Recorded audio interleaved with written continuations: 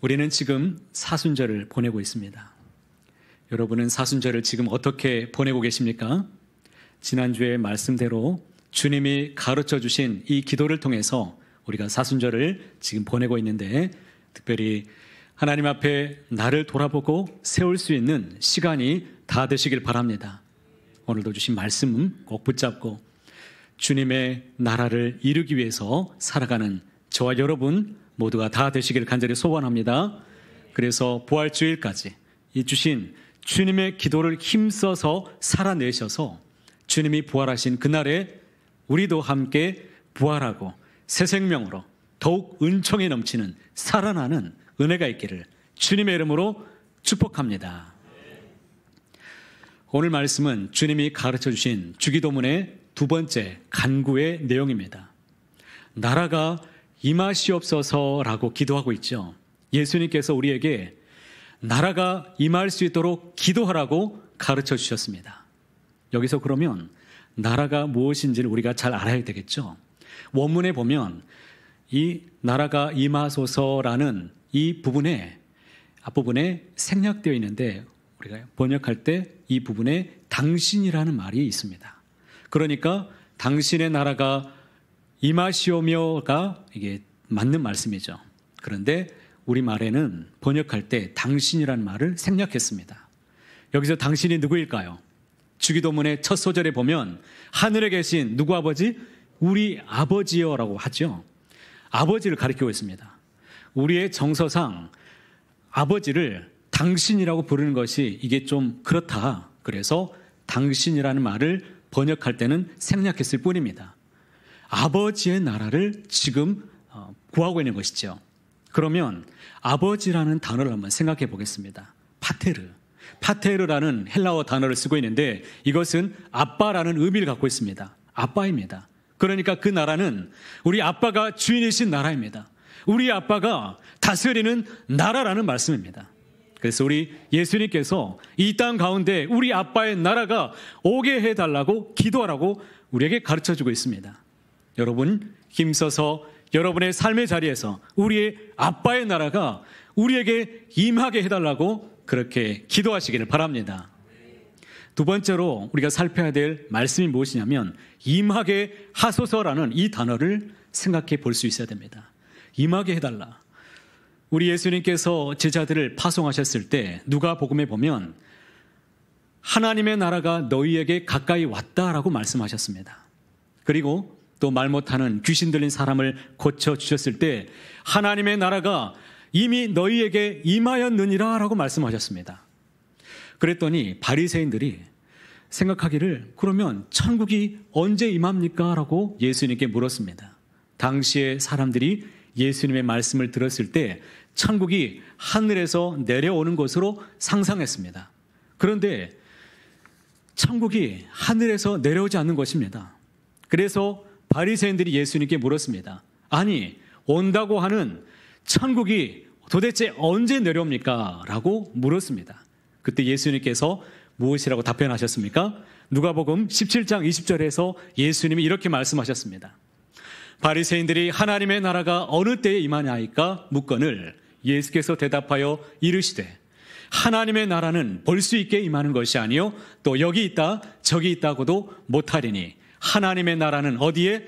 너희 안에 있느니라 라고 말씀하셨습니다.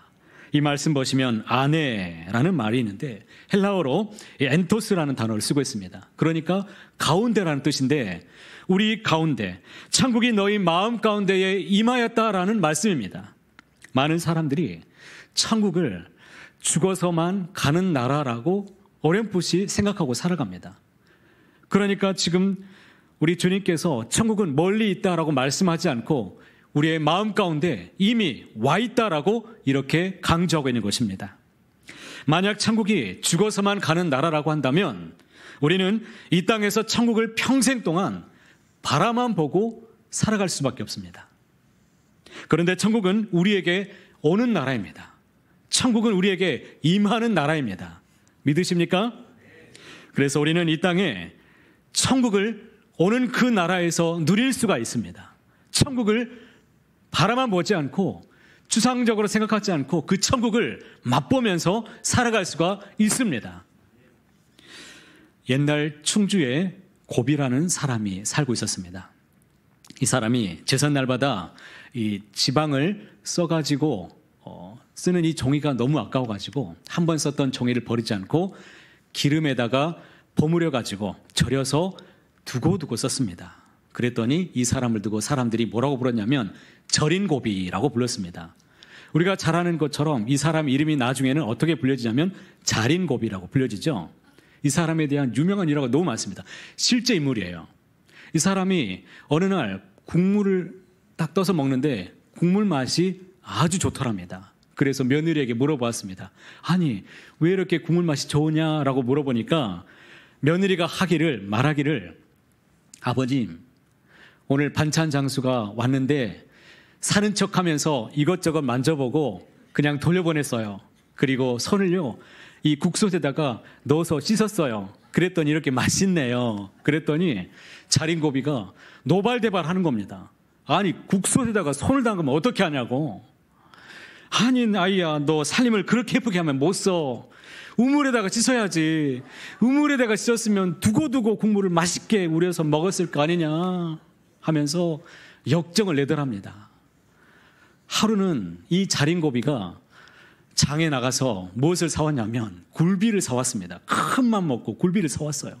그리고 거기다가 소금을 덕지덕지 붙여가지고 탁 천장에 매달아 놓았습니다. 우리가 잘 아는 이야기처럼 밥을 먹을 때 밥 한 숟갈 입에 물고 천장 한번 쳐다보고 밥 한 숟갈 입에 물고 굴비 한번 쳐다보고 그렇게 먹었습니다.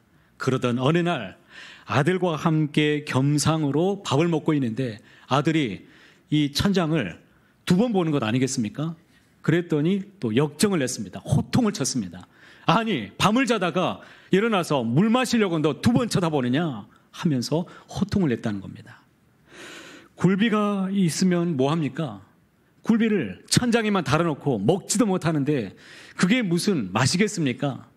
고기는 먹어야 맛있습니다. 그렇지 않습니까? 그런데 여러분, 우리가 지금 그렇게 살고 있다는 겁니다.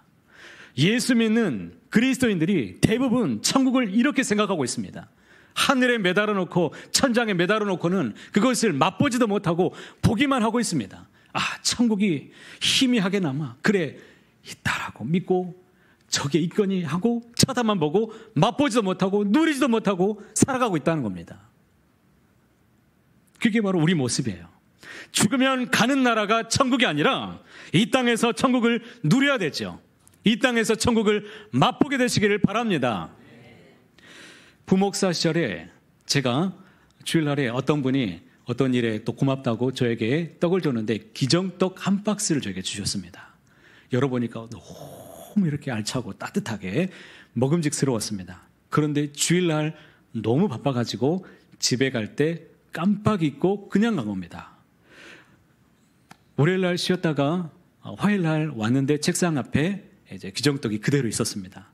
어떻게 되었을까? 상했으면 어떡하지 하고 열어보니까 냄새가 안 납니다. 그래서 목사님들과 함께 모여서 티타임을 갖는 시간에 딱 꺼내놓고 하나씩 나눠서 입에 물었는데 상했어요. 그것이 금방 상하더라고요. 금방 상하는데 누군가 저에게 그랬습니다. 아끼다 못 된다? 똥 된다라는 말을 제가 인생에 처음 들어봤습니다. 아니, 내가 아끼려고 했던 것도 아닌데 그렇더라고요. 여러분 한번 생각해 보십시오. 떡은 언제 먹어야 맛있습니까? 따뜻할 때 먹어야 됩니다. 그리고 나눠 먹으면 더 맛있습니다. 그 자리에서 다 못 먹으면 우리가 냉동실에다가 보관할 수도 있지요. 올려놓고 먹으면 되니까. 그런데 우리는 그렇게 기억력이 좋지 않다는 것이죠. 냉동실에 들어가면 잊어버리고 안 나옵니다. 냉동실 열어보면 속이 좀 상할 때가 종종 있습니다. 썩어서 버릴 때가 있으니 말입니다. 그런 여러분, 아끼다 못 된다? 똥 된다. 이 말의 의미를 잘 생각해 보십시오. 성도는 이 땅에서 천국을 살아가는 사람들입니다. 옆에 있는 분의 얼굴을 한번 쳐다보십시오. 천국이 느껴지십니까? 여러분은 천국을 살고 계십니까? 천국처럼 빛나는 얼굴들이 있습니다. 그런데 어떤 분은 울상으로 다 세상 짐을 다 짊어지고 다 자기가 십자가를 지는 분들이 있습니다. 왜 그렇게 힘들게 사는지. 예배를 드려도 기쁨이 없고 다 이렇게 차고 눈도 안 떠요. 지극히 감고 있고. 우리 교회에서 그렇다는 게 아니에요. 그런 분들이 있었습니다.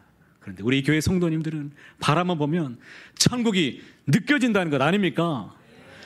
서강 장로교회로 오십시오. 우리 성도님들 표정만 보면 밝아집니다. 우리 서강 장로교회는 이런 교회입니다. 우리 성도님들의 얼굴에 꽃이 피어나고 하나님의 나라가 그의 얼굴 속에 느껴집니다. 그렇게 살다가 천국을 살다가 주님이 부르시면 가는 나라가 아빠의 나라죠. 예레미야 23장 24절에 이런 말씀이 있죠. 아주 귀한 말씀인데요. 여호와가 말하노라 나는 천지에 충만하지 아니하냐라고 말씀하셨습니다. 우리 하나님이 천지에 충만하십니다. 하나님이 계시지 않는 곳이 없습니다. 온 세상에, 온 우주에 주님이 편만하게 계십니다. 주님이 계시는 그곳에 천국이 있습니다. 주님이 다스리는 그 나라가 하나님의 나라입니다. 주님이 계시는 그곳이 온 세상에 그러니 천국이 여기도 있고 저기도 있는 곳입니다. 천국이 여기만 있고 저기는 없는 곳이 아니라는 것입니다. 예수님께서 이 땅에 오시는 그 순간에 하나님의 나라는 이미 우리 속에 시작되었습니다. 내 가운데에, 내 마음속에 이미 오셨고 시작되었다는 것입니다. 주님을 모시고 살아가는 사람들은 그 어디나 하늘나라입니다. 그래서 이 찬송 있지 않습니까? 높은 산이 거친 들이 초막이나 궁궐이나 내 주 예수 모신 곳이 그 어디나 하늘나라 할렐루야 찬양하세 내 모든 죄 사함받고 주 예수와 동행하니 그 어디라고요? 하늘나라 그 어디나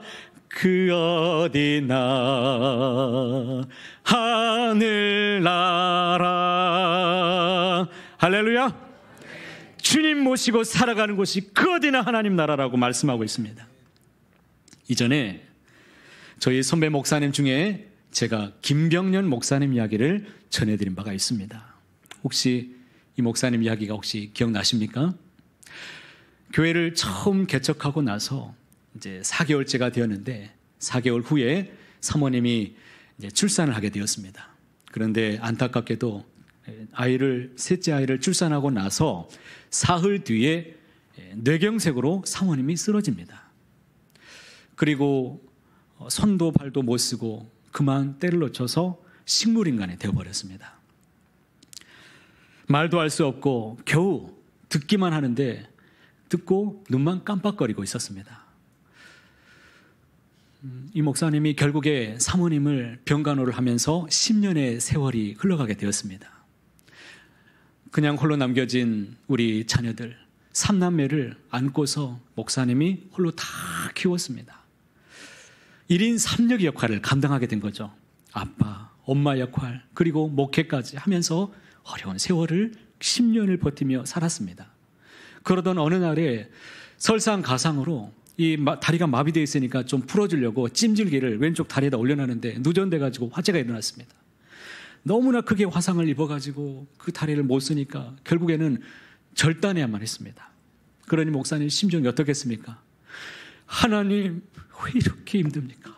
라고 욥처럼 저항하면서 하나님께 간절히 울부짖으면서 기도하던 어느 날 하나님의 음성이 들렸습니다. 그런데 그 말씀은 듣고 싶은 말이 아니었습니다. 위로의 말씀이 아니라 저주에 가까운 말씀이었습니다. 병년아, 내 안에는 낫지 않는다. 인생의 거친 파도를 타고 나를 바라보아라.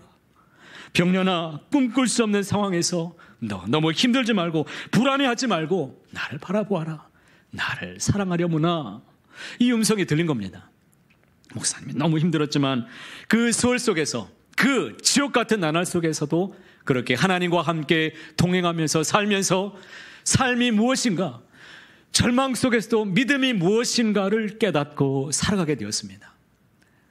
삶이 무엇인가, 정말 주님을 사랑한다는 것이 무엇인가를 배우면서 하루하루 살게 되었습니다. 그러면서 그런 와중에도 김병년 목사님이 책을 출판했습니다. 그렇게 힘든 와중에도 책을 썼습니다. 그 책 제목이 무엇인 줄 아십니까? 아빠, 우린 왜 이렇게 행복하지? 제목이 이런 제목을 썼습니다. 엄마의 보살핌을 단 한 번도 받지 못했던 9살짜리 여자 딸아이가 아빠, 우린 참 이상해. 우린 왜 이렇게 행복하지? 우리는 이렇게 가난한데 우린 왜 이렇게 행복하지? 아빠, 우리는 왜 이렇게 매일매일 행복해? 아빠, 너무 행복해. 이렇게 고백을 하더랍니다. 아이들 모두가 행복을 고백하고 있는 것입니다.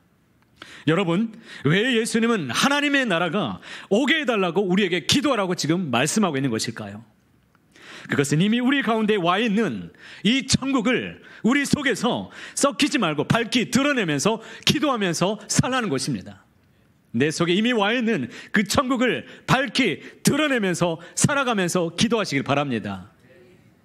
사랑하는 성도 여러분, 여러분의 가정 속에 하나님의 나라를 지금 맛보고 계십니까? 여러분의 자녀의 얼굴 속에 그 미소 속에서 천국을 지금 누리고 계십니까? 내 사랑하는 아내, 내 남편의 주름진 그 얼굴 속에 천국을 지금 이루어져가고 있는 것을 지금 보고 계십니까? 예수님이 말씀하신 이 천국은 매일매일 우리가 살아가는 우리 일상 속에 천국이 있다고 지금 말씀하고 있는 것입니다. 그 일상이 대단하지 않고 평범하고 의미도 없는 그런 하루일지라도 그 일상 속에 무엇이 감춰져 있느냐? 바로 천국이 우리 속에 있다는 것입니다. 오늘도 밥벌이의 지금 속에서 전쟁 같은 나날을 직장 속에서 살아간다고 할지라도 그 속에 천국이 있다는 것입니다. 하나님의 나라가 오게 해달라는 이 기도는 평범한 우리의 일상 속에서 천국을 누리면서 살아가라는 하나님의 명령입니다. 우리의 현재, 우리의 평범한 우리 모든 일상이 하나님께서 주신 가장 아름다운 최고의 선물인 것을 믿으시길 바랍니다. 모든 날, 모든 순간이 어렵고 힘든 날도 눈물 지었던 그날도 하나님이 나와 함께 계셨고 그 속에 일상 속에 천국이 우리에게 이미 주어졌다는 것을 기억하시길 바랍니다. 제가 오래전에 아주 어렸을 때 이런 문장 하나를 보고 제 머릿속에 딱 저장해 둔 게 있습니다. 이 바위에 새기니까 오래 가더라고요. 무슨 말이냐면 잊어버렸네 갑자기 또. 네. 오늘 헛되이 보낸 오늘은 어제 죽어가던 그 어떤 사람이 그토록 그리워하던 내일이다. 이것을 제가 중학생 때 본 문장인데 충격을 받았습니다. 하루하루가 너무 소중하고 주님이 주신 선물이구나 라는 것을 깨달았습니다. 그렇지 않습니까? 그 순간을 누리시길 바랍니다. 그러니 내가 서 있는 그 자리를 하나님의 나라로 만드시길 바랍니다. 그 자리를 내가 고통받는 그 자리일지라도 외면받는 그 자리일지라도 하나님의 나라를 그 속에서 발견하게 되시기를 주님의 이름으로 축복합니다. 사랑하는 성도 여러분, 우리는 여기서 아주 중요한 질문을 이제 할 수 있습니다. 그러면 도대체 우리는 왜 천국을 맛보며 살지 못하는가? 주님의 나라가 임하셨다고 했는데 그 나라를 왜 나는 소유하지 못하고 살아가는가? 이것을 우리가 생각해 볼 수 있어야 됩니다. 제가 두 가지로 말씀드릴 것인데 여러분 지금부터 이제 눈 똑바로 뜨고 더 크게 집중해서 들으시길 바랍니다. 하나님의 나라, 이 아버지의 나라가 임하셨다, 임하게 하옵소서라는 이 기도는 우리의 삶 전부를 주님 앞에 내가 결단하는 그러한 간구와 같습니다. 그러니까 내가 이 기도를 드릴 때 하나님 아버지, 제가 주인인 내 인생, 이제까지 내가 내 인생의 주인이었습니다. 내 왕국, 내가 주인이었던 내 나라를 사라지게 하시고 하나님의 나라가 내 속에 이루어지게 해달라는 간구와 같습니다. 그래서 예수님께서 이렇게 말씀하셨죠. 마가복음 1장 15절 말씀에 이렇게 말씀합니다. 함께 읽어보겠습니다. 때가 찼고 하나님의 나라가 가까이 왔으니 회개하고 복음을 믿으라 말씀하셨습니다. 하나님의 나라가 가까이 왔으니 회개하고 복음을 믿으라. 여기서 회개한다는 뜻이 무엇일까요? 내가 왕이었던 그 자리에서 내려오라는 것입니다. 내려오라는 거예요. 하나님께 항복하는 것입니다. 이 주인이 바뀌는 것입니다. 지금까지 내가 주인으로 살아왔던 내 나라, 내 왕국을 거기에서 내 삶을 내려놓고 하나님께서 오셔서 주님이 주인 되시는 나라가 되게 만드는 것입니다. 그러니 누구든지 회개하는 사람은 그 마음속에 회개하고 복음을 받아들이는 그 사람은 하나님의 나라가 그 마음속에 임하는 줄 믿습니다. 그렇게 살아가시길 바랍니다. 하나님의 나라가 오기 위해서는 나 자신과의 영적인 싸움이 매일 있어야 됩니다. 하나님의 나라는 그냥 오지 않습니다. 매일 분투하며 살아가는 삶이 있어야 됩니다. 우리는 각자가 자기가 왕인 나라에서 다 살고 있습니다. 그런데 그 나라는 이기적인 나라입니다. 자기밖에 모르는 나라입니다. 다른 사람에게 대해서 배려가 없고 자기만을 위한 견고한 성을 쌓으며 살아가며 그런 나라입니다. 자기들끼리 모여서 다른 사람을 분리시키고 왕따시키며 그렇게 살아가는 그 사람들, 그리고 끼리끼리 모여있는 사람들, 그 나라를 정복시키고 와해시켜야 그 나라가, 주님의 나라가 우리 속에 임한다는 것입니다. 하나님의 나라가 내게서 시작되려면 내 나라가 사라져야 됩니다. 내 나라가 전복되고 완전히 뒤집어지지 않는다면, 끝장나지 않으면 하나님의 나라는 시작되지 않습니다. 예수님께서 이 땅에 나실 때 동방박사들이 이상한 큰 별 하나를 보고 예루살렘까지 오게 되었습니다. 그리고 헤롯의 왕궁까지 들어와서 묻습니다. 유대인의 왕으로 나시니가 어디에 있습니까? 라고 물었습니다. 그랬더니 헤롯이 얼마나 놀랬겠습니까? 아니, 내가 왕인데 무슨 왕이 또 있나? 내가 왕인데 말이야. 얼마나 깜짝 놀랐겠습니까? 그래서 헤롯은 2살 아래에 있는 모든 아이들을 다 죽여버렸습니다. 왜 이런 처참한 일이 벌어졌습니까? 예수님께서 이 땅에 왕을 오셨기 때문입니다. 그렇기 때문에 나 외에 다른 왕은 용납할 수가 없었습니다. 오늘 주님이 가르쳐 주신 이 기도는 헤롯의 길을 거부하는 사람들의 기도입니다. 내가 왕인 내 나라가 끝장나야 하나님의 나라가 시작될 수 있습니다. 하나님을 진정으로 왕으로 모시기를 바랍니다. 내 가정에 진정한 주님이 왕으로 다스리실 수 있도록 주님께 의탁하시길 바랍니다. 내 나라가 천복될 수 있도록 그렇게 힘써서 살아가게 되시기를 축복합니다. 아버지의 나라가 임하게 하시옵소서. 이 기도의 두 번째 영적인 의미가 있습니다. 그 뜻이 무엇이냐면 마귀의 나라가 끝나고 이제 아버지의 나라가 시작되게 하옵소서라는 의미입니다. 영적인 전쟁을 선포하는 겁니다. 누구에게? 사탄에게. 하나님의 나라가 오기를 구하는 기도는 사탄의 나라가 이 땅에서 무너뜨리는 기도입니다. 그렇게 주님이 기도하라고 우리에게 명령하셨습니다. 이제까지 악한 사탄이 이 땅을 통치하였기 때문에 죄악이 만연되고 불법이 있고 거짓과 위선이 이 땅 가운데 가득하였습니다. 사람 사이에도 관계를 깨뜨리고 전쟁과 살인, 미움이, 악독이 가득하고 우리 인생을 어둡게 만드는 것이 바로 누구의 권세이냐? 사탄의 권세에 그가 하는 일이었습니다. 그러게 우리는 은혜 받고 살아가지만 때때로 고통스럽고 영적으로 짓눌리면서 경험하면서 우리는 살아가고 있습니다. 하나님께서 보가모 교회에 하신 말씀을 다시 한번 여러분 들어보시길 바랍니다. 요한계시록 2장 13절 말씀에 함께 읽어보겠습니다. 내가 어디에 사는지를 내가 아노니 거기는 사탄의 권좌가 있는 데라. 내가 내 이름을 굳게 잡아서 내 충성된 증인 안디바가 너희 가운데 곧 사탄이 사는 곳에서 죽임을 당할 때에도 나를 믿는 믿음을 저버리지 아니하였도다. 보가모를 사탄의 왕좌가 있는 곳이다 라고 말씀하셨습니다. 여러분, 왕좌가 있는 곳이라는 이 말이 무슨 뜻입니까? 사탄의 왕노릇하고 있다는 그 말이죠. 사탄의 왕좌가 그러면 이 세상에 어디에 있는 것입니까? 술집에 있습니까? 도박장에 있을까요? 전쟁터에 사탄의 왕좌가 있습니까? 그렇지 않습니다. 저와 여러분의 마음속에 있습니다. 사람들의 마음에 들어와서 정복해서 마음을 사로잡는다는 것입니다. 오늘 이 땅에 사탄이 사람들의 마음에 침투해서 자신의 왕국을 세우며 살아갑니다. 우리를 조종하고 어둠으로 자꾸 우리를 끌어들이면서 계속해서 천국보다는 지옥의 삶을 날마다 맛보게 하는 것입니다. 세상에 속한 사람들, 육에 속한 사람들, 이들은 사탄의 다스림을 여전히 받고 살아가는 사람들입니다. 내가 왕노릇하는 사람들을 알고 보면 결국에는 사탄의 지배를 받고 살아가는 사람들입니다. 여러분, 사탄의 왕국을 전복되도록 기도하시길 바랍니다.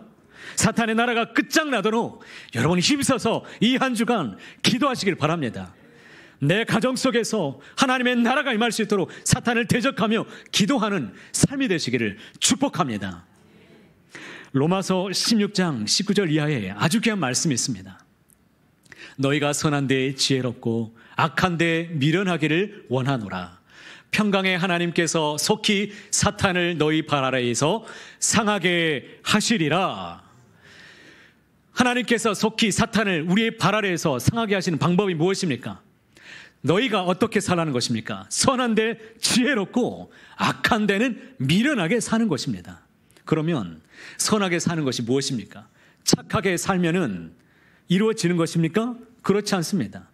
선하게 살라는 것이 아닙니다. 하나님의 선하신 계획이 무엇인가를 내가 깨닫고 그 선을 이룰 수 있도록 살아가라는 것입니다. 몸부림치면서 그 하나님의 뜻을 이루도록 힘쓰며 살아가라는 것, 이것이 바로 선한데 지혜롭고 악한데 미련한 삶의 방식입니다. 어떤 사람이 환상 중에 어느 교회의 꼭대기를 보니까 마귀들이 함께 모여서 꾸벅꾸벅 그 교회 지붕에서 졸고 있더랍니다. 너무 이상해서 그 교회에 들어가 보니까 성도들이 아무도 기도도 하지 않고 모여서 서로 미워하고 싸우고 있고 영적으로 전쟁도 하지 않고 이 사람들이 전도도 하지 않고 모여서 있더란 겁니다. 그러니 마귀가 할 일이 없어서 꾸벅꾸벅 졸고 있더랍니다. 그런데 이 사람이 또 지나가다가 어느 교회의 종탑의 꼭대기에 보니까 마귀들이 또 모여 있는데 이 마귀들이 어쩔 줄 몰라 하고 안절부절 못하면서 이리저리 왔다 갔다 하는 것을 보았습니다. 깜짝 놀라서 그 교회에 들어가 보니까 성도들이 모여서 합심해서 기도하고 서로 사랑하고 말씀을 받아서 서로 나누어주고 힘있게 살아가는 것을 보았습니다. 열심히 전도하고 말씀 안에서 예배하면서 살아가는 모습을 보면서 마귀가 어쩔 줄 몰라면서 영적인 전쟁이 일어나는 것을 보았습니다. 주님이 우리에게 기대하시는 교회의 모습, 이것은 어떤 모습일까요? 이제 말씀 맺겠습니다. 사랑하는 성도 여러분, 하나님의 나라가 이 땅 가운데에 이루어지도록 주님이 우리에게 가르쳐 주셨습니다. 그러니 여러분, 주님의 나라가 이루어질 수 있도록 기도하시길 바랍니다. 이 한 주간 주님의 나라가 우리의 가정과 일터 속에 만나는 관계 속에 내가 힘든 자리가 있다면 그 자리 속에 임하여 주시옵소서라고 기도하시길 바랍니다. 그 속에 우리 주님이 천국으로 바꿔 주실 것입니다. 주님은 그 나라를 주시기 위해서 우리에게 오셨습니다. 뿐만 아니라 마귀의 나라를 정복시키기 위해서, 무너뜨리기 위해서 이곳에 오셨습니다. 하나님의 말씀을 믿고 회개하고 복음을 믿으면 우리 마음속에 하나님의 나라가 임하게 될 것입니다. 여러분의 가정에 주님의 천국이 이루어지기를 축복합니다. 여러분의 삶의 자리에 자녀들의 모습 가운데 하나님의 천국이 이루어지기를 주님의 이름으로 축복합니다. 날마다 주님과 동행하면서 승리하며 살아가는 저와 여러분 모두가 다 되시기를 주님의 이름으로 간절히 소원합니다.